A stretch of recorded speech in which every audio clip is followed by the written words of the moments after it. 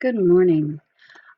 This morning I'm going to go over the Project for Awesome directions that go along with essentially the requirements and checklist to help you guide your way through putting together your Project for Awesome uh, culminating project.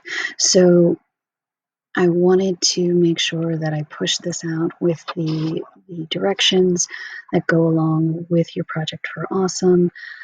So as I've previously stated, for your Project for Awesome, you have one of two options. You can make a Project for Awesome video following the guidelines put out by Hank Green that advocates for a particular charity, or you can make a Project for Awesome PowerPoint explaining which charity you'd be interested in advocating for, and essentially you'd still have to follow those same guidelines, but this would be a PowerPoint presentation, one that would highlight that same information, but it wouldn't be a video format, it'd be in PowerPoint. So what does that entail? These are the requirements that you need to meet. First step, does this encourage charity donation?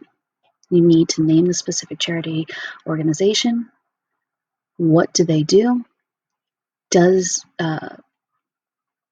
Are you specifically stating what the organization is, what they do? This needs to be clearly stated, and it's very well understood in the information that is presented. Then we're addressing specifically your presentation of information. Is your presentation interesting? This is both visually, this is how you're putting together your information. So are you including images of the charity itself? Did you find footage of the charity? So if you're featuring, I don't know, the Boys and Girls Club, do you have images that are like press releases from the charity? Do you have images from their website? Do you have, like, there's got to be something involved in what you have, in whether it's your video or from your PowerPoint, that gives us something that is visually interesting. If you are videotaping yourself, are you visually interesting? There can be what Hank Green describes as something cool happening. He had said, be doing something cool. Are you playing the guitar? Are you braiding your hair? Are you doing something that is visually interesting so that the person watching what's happening is like, oh, what's going on? Did you include audio? Even if you're doing a PowerPoint presentation, you can include a musical background. Some of these are optional, but these are ways to make your presentation more interesting.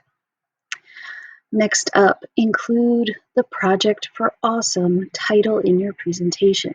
At some point, whether it's the title slide, whether it's something like, you need to have Project for Awesome in your presentation. And there is a link for the Project for Awesome title graphics.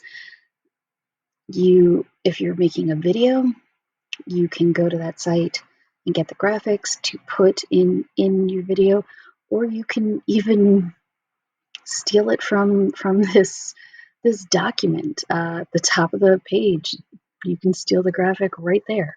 But you should have that in your video. You should have that in your PowerPoint. Videos should be 2 to 4 minutes in length. That's what's recommended by their website. And if you go to their webpage, which is, if you follow that link, the whole facts page has all of the recommendations for their video suggestions.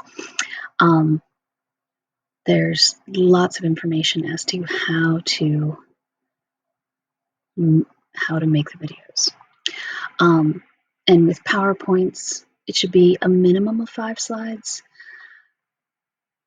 but you should be answering the basic concepts of what is the organization, who or what do they serve, how can you help, and why are they deserving of donations.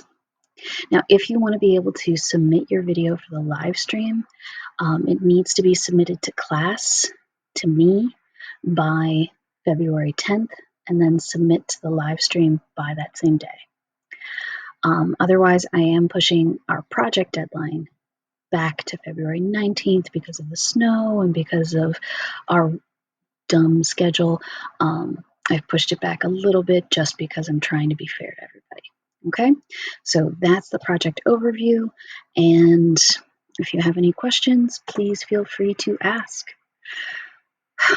So that is everything.